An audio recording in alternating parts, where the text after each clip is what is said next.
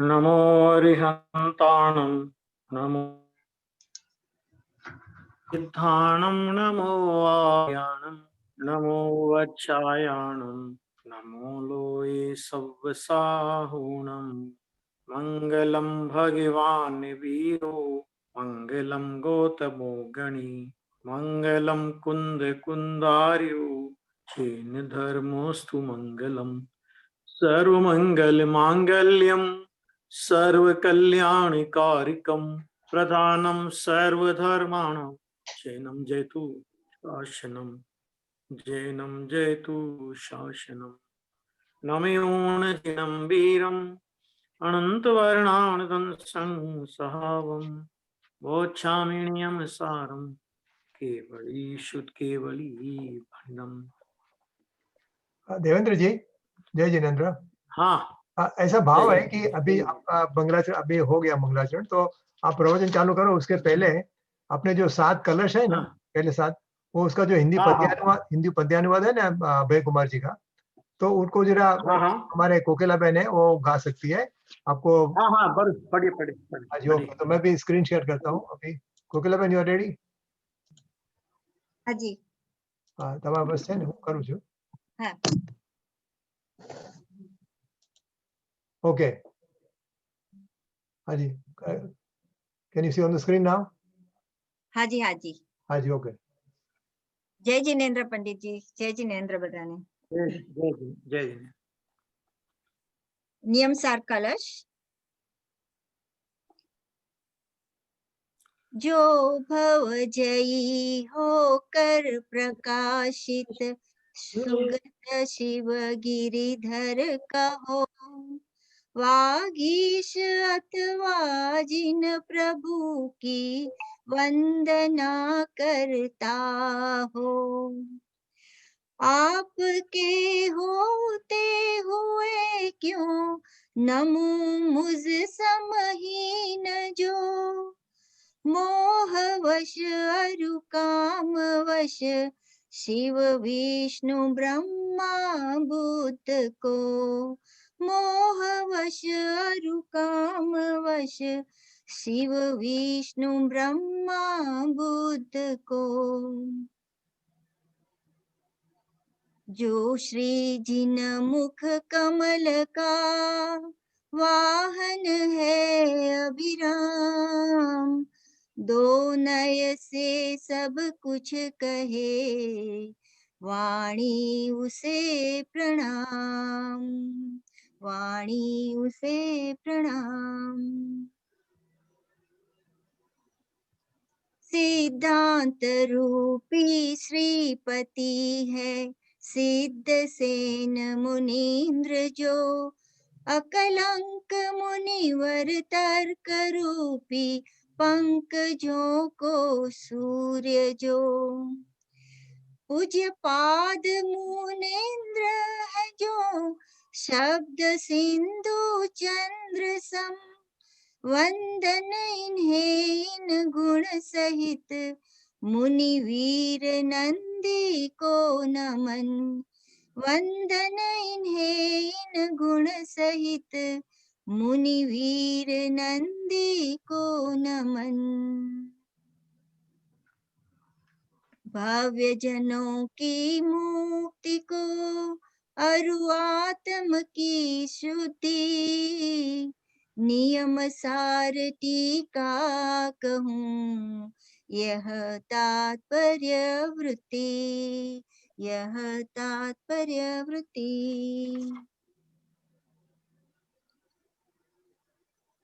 गुणभूषण गणधर से विरचित श्रुतधर परंपरा से व्यक्त, परमागम के अर्थ कथन में मंद बुद्धि हम तो असमर्थ, मंद बुद्धि हम तो असमर्थ। परमागम के सार की पुष्ट रची का वेग, प्रेरित होता आज मन पुनः पुनः अतिवेग, प्रथम कहे पंचास्ति तन द्रव्य तत्व छह सात सूत्रकार मुनिराज ने प्रत्याख्यान सुख्यात प्रत्याख्यान सुख्यात। जय जिनेन्द्र।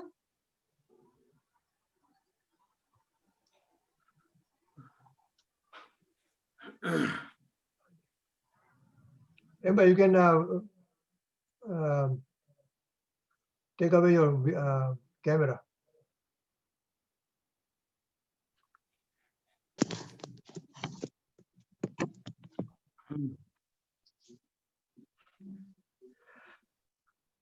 हाँ जी पंडित जी। हाँ, अभी कितने टाइम तक चलेगा अपना ये? आपका 11:15 आपका टाइम 9:45 तक। हाँ, ओके ओके, 9:45 PM। हाँ ओके ओके, करूँ, शुरू करूँ? हाँ जी हाँ जी हाँ जी। पंडित जी ने स्पॉटलाइट करो रजनी भाई। કેવી રીતે કરાવવાનું ખબર નહીં. हैं? Share screen cancel share screen રાખવું છે કે स्टॉप शेयरिंग स्क्रीन।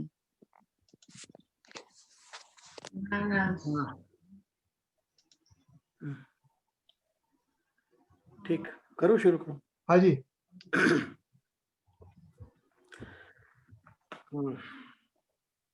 नियम सार की स्वाध्याय के क्रम में रजनी भाई स्पीकर व्यू करो।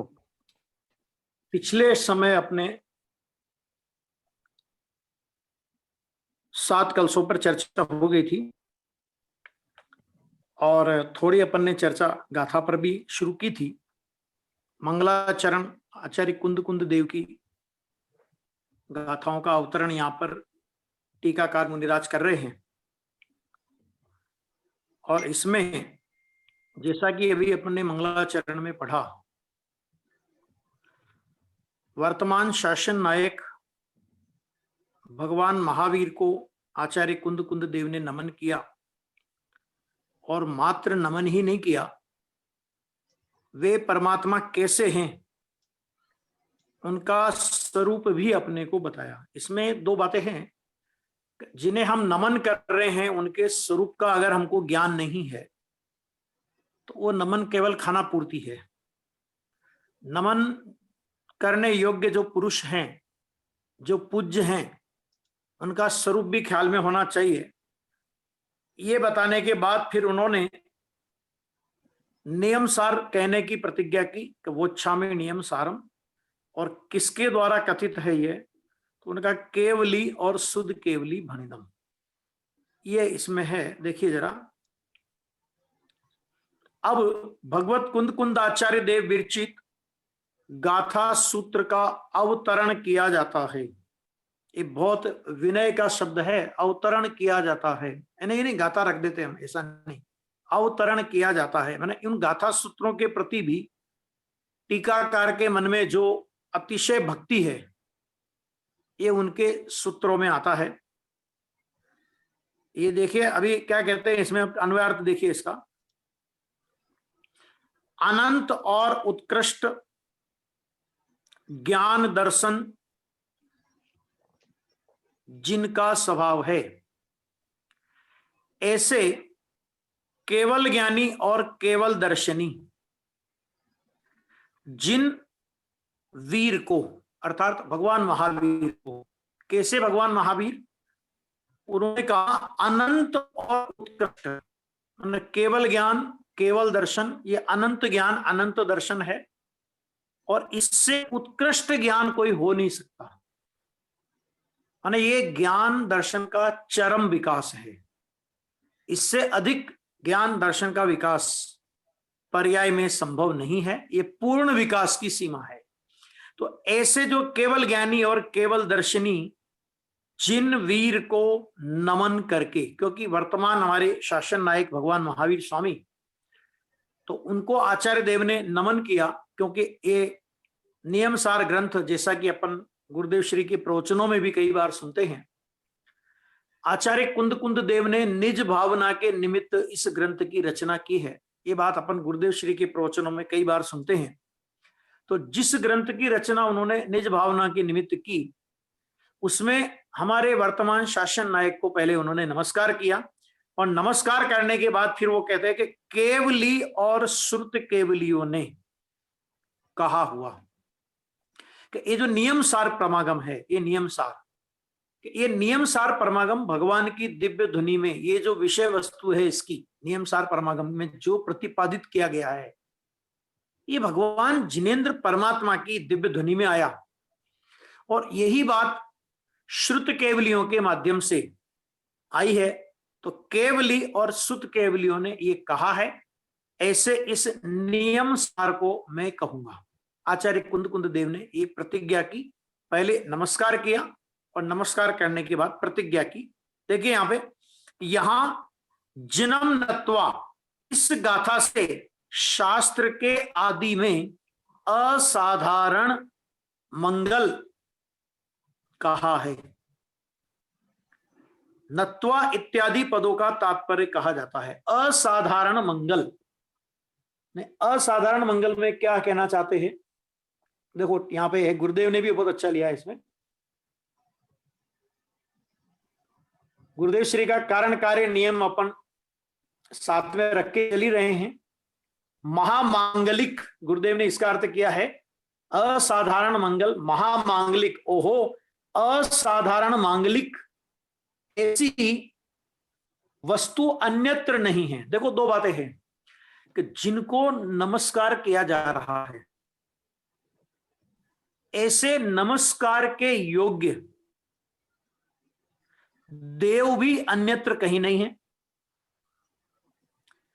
नमस्कार करने वाले ऐसे वीतरागी संत, जिस वीतराग भाव परिणति से युक्त होकर नमस्कार कर रहे हैं, अद्भुत है। नमस्कार करने वाले भी अद्भुत हैं। नमस्कार करने वाले वर्तमान शासन को थामने वाले, सुरक्षित करने वाले ऐसे कुंद कुंद आचार्य कि जिनकी परिणति में तीन कसाय चौकड़ी के अभाव की वीतराग परिणति वर्त रही है। यानी अंतर में इतने अंतर सन्मुख खुद हैं, यानी निश्चय नमस्कार तीन कसाय चौकड़ी के अभाव की परिणति और विकल्प की भूमिका में आए। तो ऐसे प्रभु को कि जो केवल ज्ञान और केवल दर्शन से युक्त हैं। क्यों? क्योंकि इन कुंद कुंद आचार्य देव को भी अल्प काल में केवल ज्ञान और केवल दर्शन की उपलब्धि होने वाली है। जिन्हें अल्प काल में केवल ज्ञान और केवल दर्शन की उपलब्धि होने वाली है, ऐसे मंगल करने वाले आचार्य देव, जिन्हें केवल ज्ञान और केवल दर्शन की उपलब्धि है, और साथ ही जो वर्तमान इस शासन के नायक हैं, वर्तमान में जिनका हमारा शासन चल रहा है, ऐसे भगवान महावीर को यहां पर नमस्कार किया गया है। वो कहते हैं मंगल माने पवित्रता की प्राप्ति। ऐसे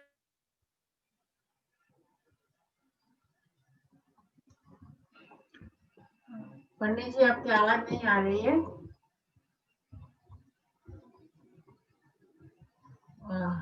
શું થયું पंडित जी?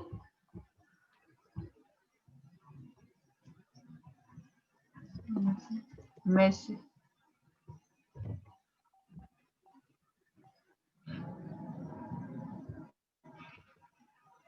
हेलो, એમનો ઇન્ટરનેટ કદાચ છે ને કે रुक गया ना? हाँ रुक गया। हाँ अभी शायद चालू है। अभी अभी सुनाई देता है। हाँ ठीक। तो यहाँ पर मतलब क्या है कि ये ऐसा अद्भुत मंगल उन्होंने किया। यहाँ पे मंगल देखो, मंगलाचरण करने वाले अद्भुत सामर्थ्य के धनी वीतरागी संत हैं। मंगलाचरण करने वाले कौन है?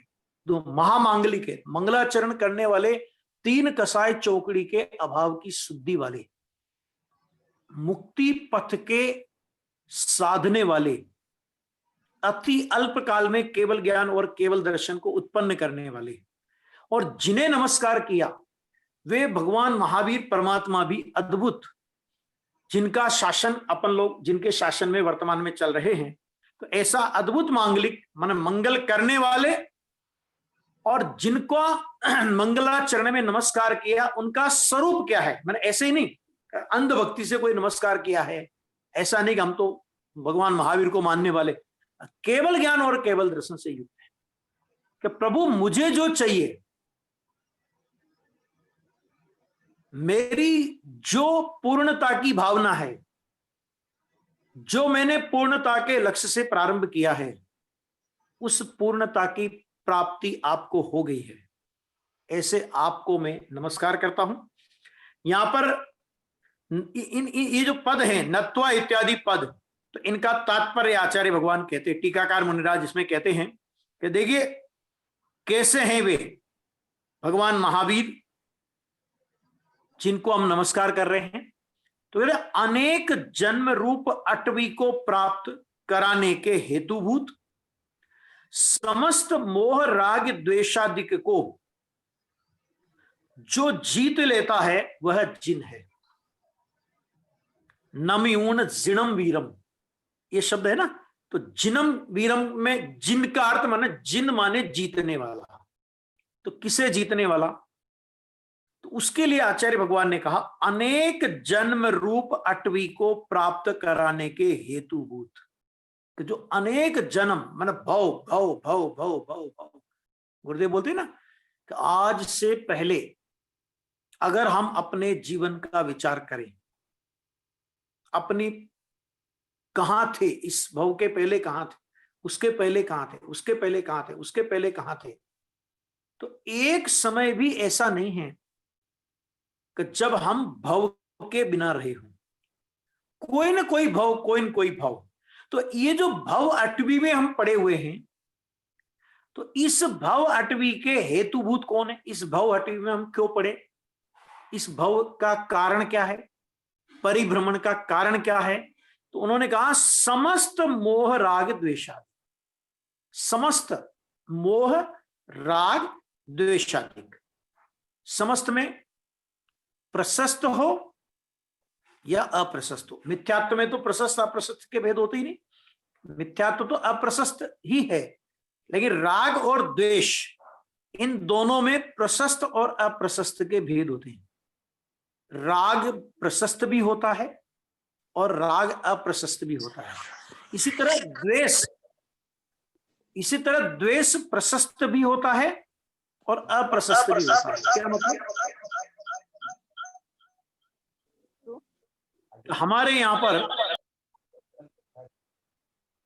जो अपने धर्म और धर्मायतन हैं, उनके प्रति कोई आक्रमण करे, उनको कोई रोंदने का प्रयत्न करे, तो उसका पराभव करने का जो हमको विकल्प आता है, उसका निषेध करने का विकल्प आता है, अथवा तत्संबंधी जो प्रयत्न का विकल्प आता है, वो हमारे धर्मायतनों के प्रति हमारा अनुराग है, प्रशस्त राग है, और उसके प्रति मैंने उसका निग्रह करने का जो हमको परिणाम आया तो प्रशस्त द्वेष है। और घर परिवार के प्रति, व्यापार धंधे के प्रति जो राग आता है और उनके विध्वंसकों के प्रति जो परिणाम आता है वो अप्रशस्त राग और द्वेष है। तो भगवान ने क्या किया, तो उन्होंने कहा कि समस्त मोह राग द्वेषादि, देखो पहले तो ये जितने भी मोह राग द्वेष है, हम क्या करते हैं, हमारी गलती क्या हो रही है, हमारी गलती ये हो रही है कि हम राग में भेद करते हैं। ये राग तो प्रशस्त राग है ना, ये राग तो करने लायक है ना, ये राग तो रखने लायक है ना। अरे हम द्वेष कर रहे हैं तो क्या हुआ, भगवान के प्रति तो, भगवान के शासन के लिए तो हमको द्वेष का परिणाम आया, उसकी रक्षा के लिए तो परिणाम आया। भाई राग द्वेष संसार अटवी के कारण हैं, चाहे वो प्रशस्त हो कि अप्रशस्त हो। क्या आता है और क्या नहीं आता, किस भूमिका में कैसा होता है और कैसा नहीं होता, प्रश्न वो नहीं है। प्रश्न ये है कि वो मोह राग द्वेष आदि के जो परिणाम हैं वे संसार अटवी को प्राप्त कराने के हेतुभूत हैं।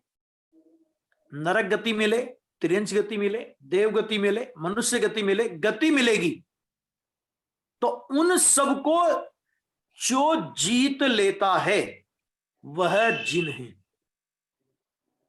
ना, उन सबको जीत लेता है। तो जिसने संपूर्ण राग देश मोह को जीत लिया वो जिन। देखिए आप जिन शब्द की एक बहुत अच्छी व्याख्या बृहद द्रव्य संग्रह में आती है।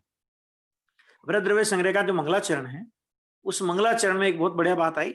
उसमें कहा जीवम जीवम दब्बम जिणवर वस हेण जिण निदिठम।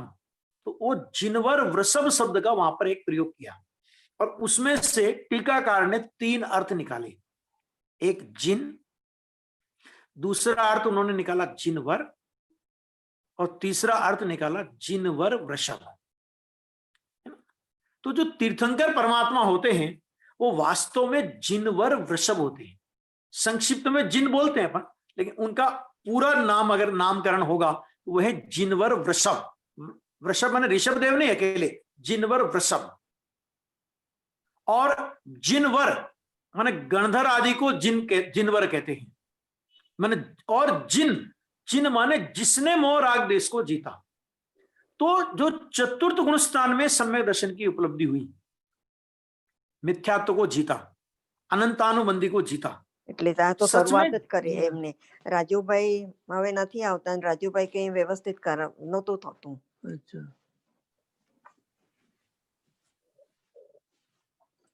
बात मत करिए बीच में कोई भी इस तरह। तो वो जो जिनवर वृषभ, जो जिन शब्द है कि जो चतुर्थ गुण स्थान वर्ती मिथ्यात्व और अनंतानुबंधी को जीता, वहां से जिन संज्ञा लागू हो जाती है। मुनिराज जिनवर कहलाते हैं और तीर्थंकर परमात्मा जिनवर वृषभ कहलाते हैं, है ना। वहां इस तरह की भी व्याख्या इसमें आती है, मतलब जिसने जितनी मात्रा में राग आदि को जीता, अर्थात जितनी मात्रा में जिसने जितना राग आदि को जीता उतनी मात्रा में वो जिन कहलाएगा। तो यहां जो अपने वीतरागी परमात्मा हैं, महावीर परमात्मा हैं, उनके तो संपूर्ण राग देश मोह का अभाव हो गया, इसलिए वे संपूर्ण रूप से जिन हैं। और वीर का मतलब क्या होता है? वीर माने, वीर का मतलब तो अपन समझते हैं कि लड़ने झगड़ने वाला। तो वीर माने होता है वीर अर्थात विक्रांत, अर्थात पराक्रमी। तो पराक्रमी किसका नाम है? कि पराक्रमी इसका नाम है कि अपनी सुरक्षा करते हुए शत्रुओं को परास्त कर दे, उसका नाम पराक्रमी। खुद ही मर जाए तो वो पराक्रम गाएगा।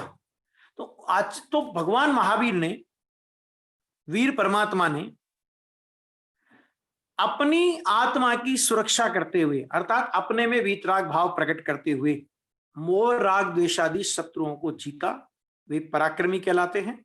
वीरता प्रकट करे, शौर्य प्रकट करे, विक्रम अर्थात पराक्रम दर्शावे, ये सब उसी एक शब्द के अर्थ होते हैं, वीर शब्द के अर्थ है, मैंने ये उसी के अर्थ है ना। देखो फिर उसमें कर्म शत्रुओं पर विजय प्राप्त करे, ये हो गया ना, मैंने शत्रुओं पर विजय प्राप्त करे, लेकिन खुद ही मर जाए तो वो पराक्रमी नहीं कहलाएगा, वो तो शहीद कहलाएगा। पराक्रमी कौन है? कि शत्रुओं को तो परास्त करे, शत्रुओं पर तो विजय प्राप्त करे और खुद सुरक्षित रहे। तो अब तो भगवान महावीर ने अपने आत्मा को वीतराग भाव से सुरक्षित रखते हुए समस्त प्रकार के शत्रुओं पर, कर्म शत्रुओं पर विजय प्राप्त की, और ऐसी विजय प्राप्त की कि अब अनंत काल तक वे कर्म शत्रु कभी उनसे संपर्क भी साधने वाले नहीं। ऐसी विजय उन्होंने प्राप्त की है, वह वीर है, उसका नाम है वीर। ऐसे अपने भगवान महावीर के 5 नाम प्रसिद्ध है ना, उसमें वीर नाम है। देखिए ऐसे वीर को जो कि वर्धमान, श्री सन्मतिनाथ, श्री अतिवीर तथा श्री महावीर, इन नामों से युक्त हैं। जो 5 नाम भगवान के प्रसिद्ध हैं अपने यहां पर, वीर, अतिवीर, सन्मति, वर्धमान, महावीर, अपन इस तरह बोलते हैं, है ना। लेकिन आचार्य भगवान की, टीकाकार मुनिराज की बोलने की शैली, अपने को हर चीज समझना, हर चीज अपने को इसमें से ग्रहण करना चाहिए। अपन बोलते हैं महावीर ने ऐसा कहा, ऐसा लगता है जैसे अपने से बहुत छोटी उम्र के हो, है ना। बोलने का किस तरह का तरीका होता है, तो उन्होंने क्या शब्द का प्रयोग किया? ऐसे वीर को जो कि वर्धमान, श्री वर्धमान, श्री सन्मतिनाथ, श्री अतिवीर तथा श्री महावीर, इन नामों से युक्त हैं उनको नमस्कार करता हूं। कैसे हैं वे? कि जो परमेश्वर हैं, परम ईश्वर, तीन लोक के नाथ, यानी 100 इंद्र जिनके चरणों में नमन करें, जो परमेश्वर हैं। और कैसे? महादेवाधिदेव हैं, ये सब उनके विशेषण हैं। महादेवाधिदेव, देवाधिदेव माने देवों के भी जो देव हैं, है ना, 100 शत इंद्र जिनके चरणों में नमन करें, तीन लोक के जो एक गुरु कहलाते हैं, महादेवाधिदेव। और अंतिम तीर्थनाथ हैं। कौन से अंतिम तीर्थनाथ? इस वर्तमान 24 के अंतिम तीर्थनाथ। ऐसी ऐसी तो अनंत 24 भूतकाल में हुई हैं और भविष्य काल में होंगी ना, लेकिन ये वर्तमान जो 24 है उसके अंतिम तीर्थनाथ। तीर्थनाथ माने तीर्थ को करने वाले, तीर्थ माने तिरने का उपाय, मोक्ष मार्ग का उपाय दर्शाने वाले। नाथ किसे कहते हैं? अप्राप्त को प्राप्त करावे और प्राप्त है उसकी रक्षा करे। ये गुरुदेव व्याख्या करते हैं ना, अप्राप्त को प्राप्त करावे और प्राप्त की रक्षा करे, उसे बोलते हैं नाथ। ऐसे जो तीर्थ के नाथ हैं, तीर्थ माने जो मुक्ति का मार्ग है, जिसके माध्यम से, जिसको प्राप्त करके जीव संसार समुद्र से तिरते हैं, उस मार्ग को स्वयं ने प्राप्त किया और जगत को तिरने का मार्ग बताया। इसलिए जो हमारे लिए तीर्थ के नाथ हैं, अर्थात हमारे उस मार्ग को बताने वाले, जो तीन भुवन के, तीन भुवन ऊर्ध्व, मध्य और अधो, सचराचर, सचराचर माने सभी पदार्थ, उनके द्रव्य गुण पर्यायों को एक समय में जानने देखने में समर्थ, ऐसे सकल विमल अर्थात सर्वथा निर्मल केवल ज्ञान दर्शन से संयुक्त है। देखो ये यहाँ पर आई कि कैसे भगवान हैं वे, ये अंतिम तीर्थनाथ, ये सब विशेषण आए। अब यहाँ पे कह रहे जो तीन भुवन के सचराचर, माने जो भी पदार्थ हैं, जितने भी विश्व के अंदर पदार्थ है, जीव अनंत हैं, पुद्गल अनंतानंत है, धर्म द्रव्य अधर्म द्रव्य आकाश द्रव्य एक एक है, काल द्रव्य लोक प्रमाण असंख्यात हैं। ये अनंत द्रव्य, एक एक द्रव्य में अनंत अनंत गुण, कितने अनंत गुण, एक एक द्रव्य में कितने कितने अनंत गुण, तो उसका भी माप है। गुरुदेव श्री बताते हैं उसका माप भी। जीव अनंत हैं विश्व में, जीव से अनंत गुणा अधिक पुद्गल हैं, पुद्गल से अनंत गुणा अधिक तीन काल के समय हैं, तीन काल के समय से अनंत गुणा अधिक आकाश के प्रदेश हैं, आकाश के प्रदेशों से भी अनंत गुणा अधिक एक एक द्रव्य में गुण है। और उन एक एक गुण में फिर पर्याय कितनी?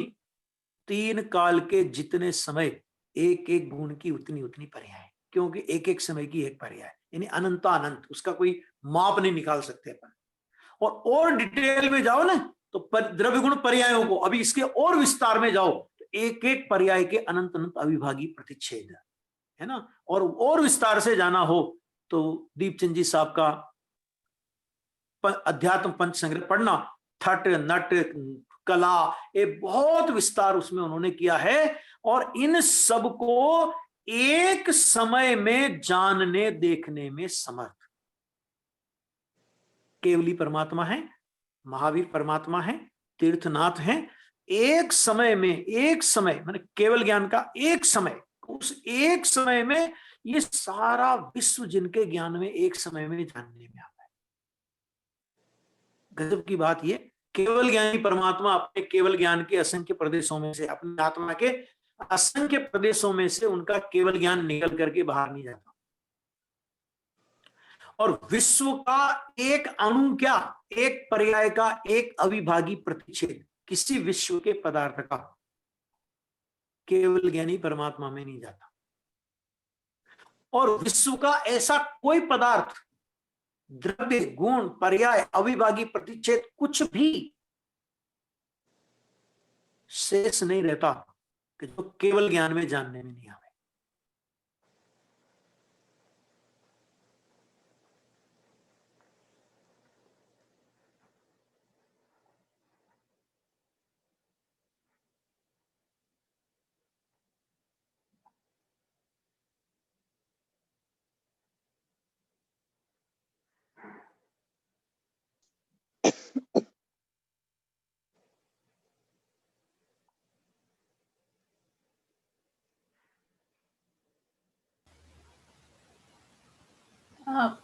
રિક્વેસ્ટ છે બધાને પ્લીઝ પોતાનો ફોન મ્યુટ રાખજો.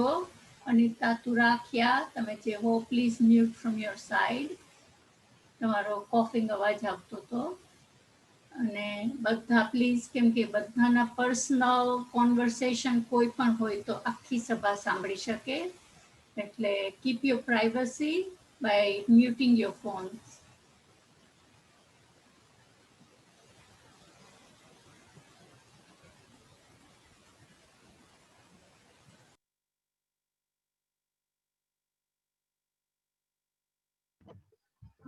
पंडित जी नो अवाज नहीं आवतो, छूटी गया लागे नहीं छे। आ रहा? ओ, नहीं अभी तो आ गया होगा, अभी आ गया होगा ना? नहीं आया? हाँ अभी आ आ गया? गए आया ना? हाँ जी हाँ जी। अभी अभी आया अभी आया। हाँ, तो अपन क्या कर रहे थे? देखिए, अपन यहां तक आए थे अपन के इस तरह जो केवली परमात्मा के केवल ज्ञान में विश्व के सारे द्रव्य गुण पर्याय अविभागी जो कुछ भी है, सीधा सीधा सा एक शब्द में कहें तो विश्व में जो भी ज्ञेय है वो केवल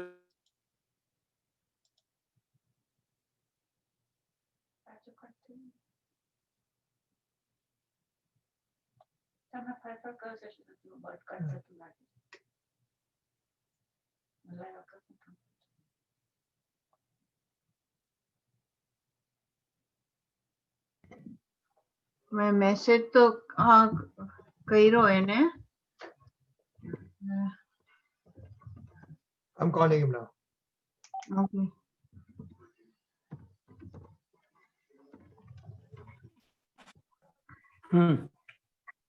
हाँ अरे हाँ हाँ हाँ પંડિતજી आ रहा है ना? अभी हाँ डिस्टर्ब ज्यादा है थोड़ा, क्या पता। हाँ हाँ, तो ये द्रव्य गुण पर्याय एक समय में मैंने सब जानने में जानने देखने में समर्थ, ऐसे सकल विमल अर्थात सर्वथा निर्मल। सर्वथा निर्मल माने देखो दो तरह की निर्मलता होती है। બધા પ્લીઝ તમારો વિડિયો ઓફ રાખો પારુલબેન. જેટલું આપણે વિડિયો ઓફ રાખશું એટલું ક્લિયર થશે, નહીં તો પછી પંડિતજીના ઇન્ટરનેટમાં બી પ્રોબ્લેમ થશે. અને મ્યુટ રાખો, બહુ જ વચમાં બહુ જ ડિસ્ટર્બન્સ આવે છે.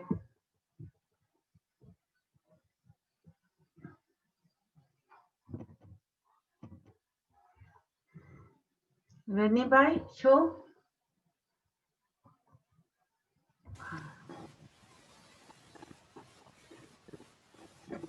રજનીભાઈ એમને ફોન કરે છે.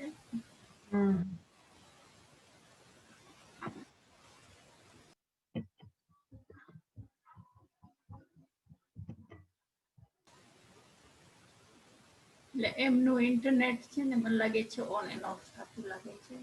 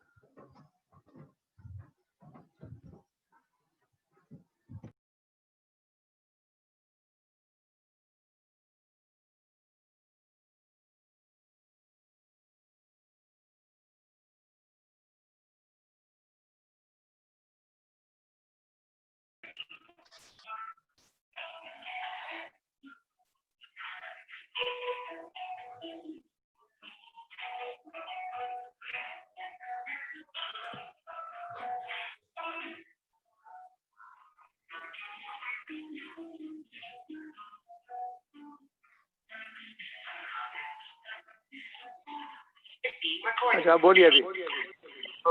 हाँ हाँ ठीक है फोन चालू रखो। हाँ अभी फोन पर ही बोलिए, फोन पर ही बोलिए। हाँ अच्छा अच्छा ठीक है। अच्छा हाँ फिर बताएं घबराइए। तो जो अपनी जी हाँ हाँ હા સંભળાય છે हाँ देख लीजिए।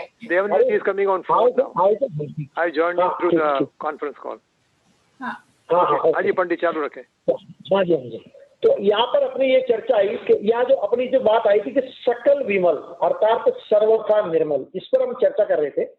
लेकिन निर्मलता के दो प्रकार हैं। दो तरह की निर्मलता कौन कौन सी? एक तो जो मोह राग द्वेष की अशुद्धता का अभाव करके प्रकट होने वाली निर्मलता, है ना। मोह राग द्वेष को भी मलिनता, मोह राग द्वेष को बोलेंगे मलिन।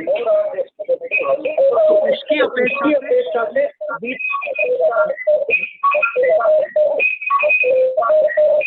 वीतरागता जो प्रकट होगी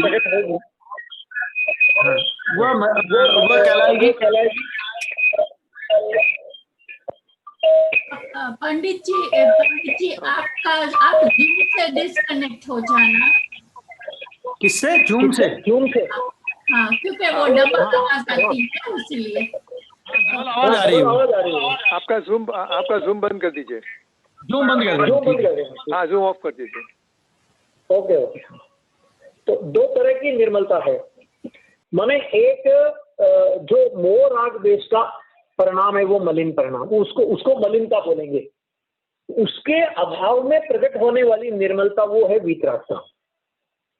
और दूसरी जो ज्ञान दर्शन वीर्य की अपूर्णता, तो अपूर्णता की अपेक्षा माने वो अपूर्णता है ना, तो वो अपूर्णता को भी 85वीं काय में भाव कर्म कहा है। 150 शायद गाथा है, उसमें भाव कर्म का। उसमें क्या है कि उसके अभाव में माना वो जो आपको ज्ञान दर्शन वीर्य की जो अपूर्णता है, वो ज्ञान दर्शन वीर्य की अपूर्णता ज्ञान दर्शन वीर्य का भाव कर्म है। तो उसका अभाव होने पर केवल ज्ञान और केवल दर्शन प्रकट होता है। तो वो यहाँ पे कहा कि सर्वथा निर्मल। सर्वथा निर्मल का मतलब रंच मात्र भी ज्ञान पर दर्शन पर किसी प्रकार का कोई आवरण नहीं रहा। संपूर्ण रूप से ज्ञान और दर्शन निरावरण हो गया है। और जब ज्ञान और दर्शन निरावरण हुआ माने कोई भी आवरण उसमें नहीं रहा, तो अब क्षेत्र और काल की दूरी ज्ञान के लिए कोई मायने नहीं रखती। पूरा क्षेत्र लोकालोक और पूरे त्रिकाल अनादि अनंत काल, उसमें वर्तने वाले जो द्रव्य गुण पर्याय हैं, है ना, उन सबको वो केवल ज्ञान और केवल दर्शन के द्वारा जानने देखने वाले हैं। ऐसा जो केवल ज्ञान और दर्शन है, उस केवल ज्ञान और दर्शन से भगवान संयुक्त है। ये बहुत ही एक विषय, गजब का विषय है कि देखो वीतरागता प्रकट हुई पहले, और वीतरागता प्रकट होने के बाद ज्ञान दर्शन वीर्य की अपूर्णता का भी अभाव हो गया। और ज्ञान दर्शन वीर्य की अपूर्णता का जहां अभाव हुआ, पूर्ण ज्ञान और पूर्ण दर्शन जहां प्रकट हुआ, तो सर्वथा निर्मल माने अभी तक क्या था? तो अभी तक देखिए दो तरह से समझे अपन इस बात को कि मिथ्या ज्ञान का तो पहले अभाव, दर्शन में तो सम्यक और मिथ्या का भेद है नहीं।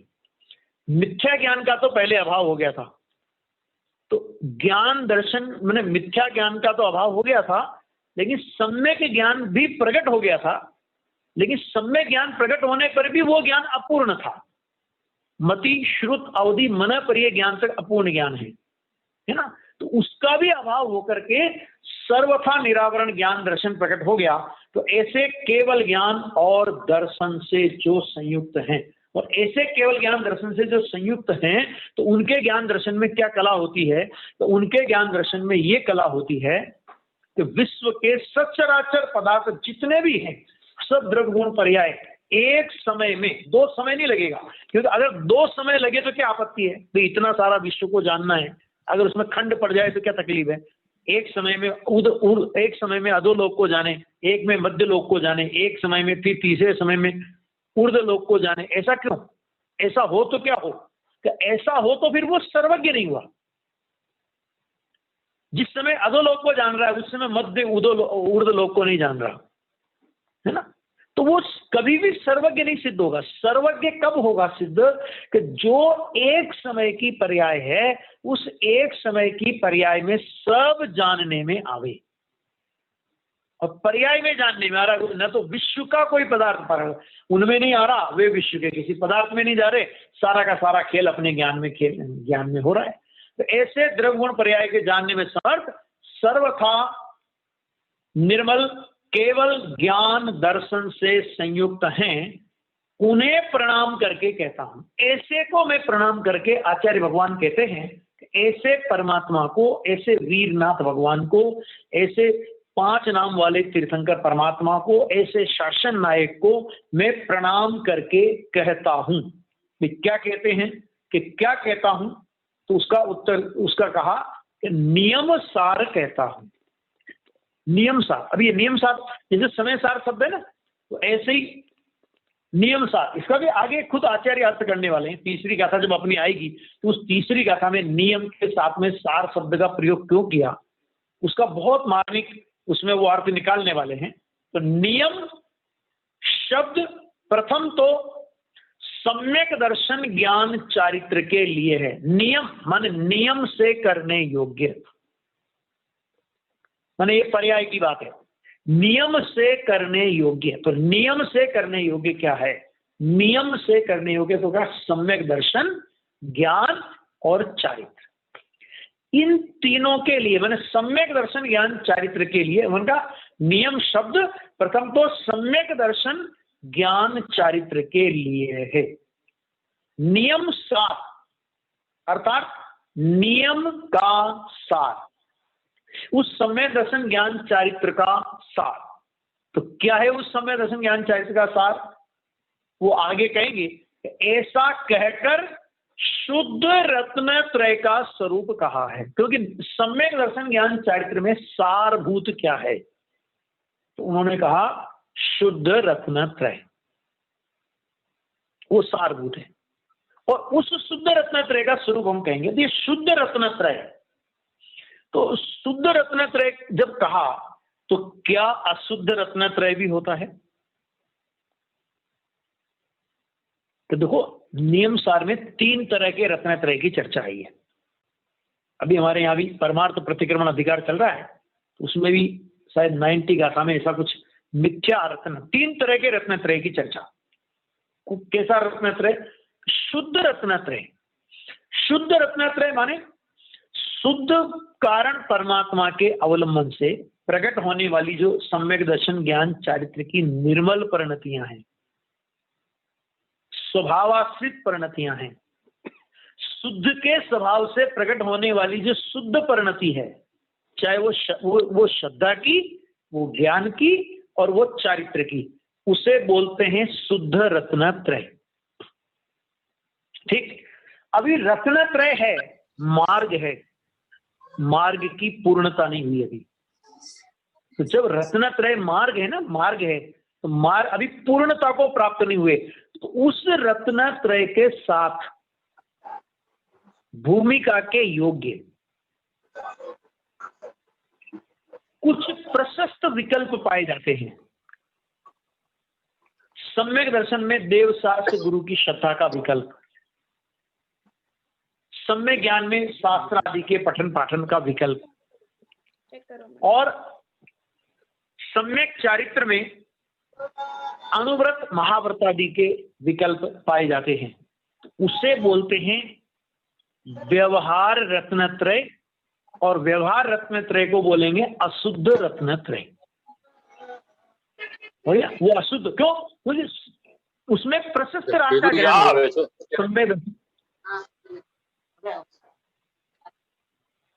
उसमें प्रशस्त राग का ग्रहण होगा, अप्रशस्त का नहीं। क्यों? क्योंकि मोक्ष मार्ग में निमित्त भूत जिस राग को कहा जाता है ज्ञानी की भूमिका के, वो प्रशस्त राग। तो उस प्रशस्त राग को अशुद्ध रत्नत्रय कहेंगे, अशुद्ध रत्नत्रय कहो, चाहे व्यवहार सम्य दर्शन ज्ञान चारित्र कहो, एक ही बात है। तो जिसको व्यवहार सम्य दर्शन ज्ञान चारित्र कहते हैं उसका नाम अशुद्ध रत्नत्रय है, उसका नाम अशुद्ध रत्नत्रय है।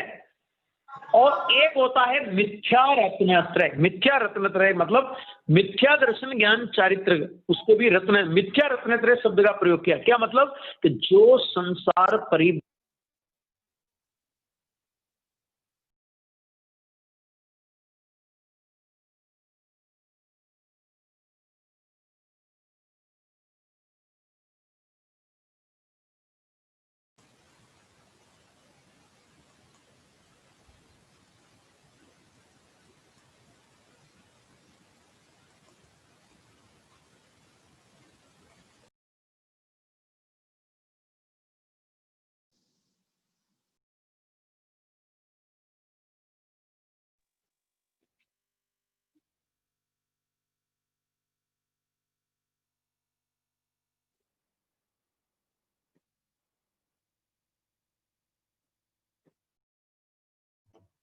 રજનીબેન મારો અવાજ આવે છે? તમે મ્યુટ થઈ ગયા છો.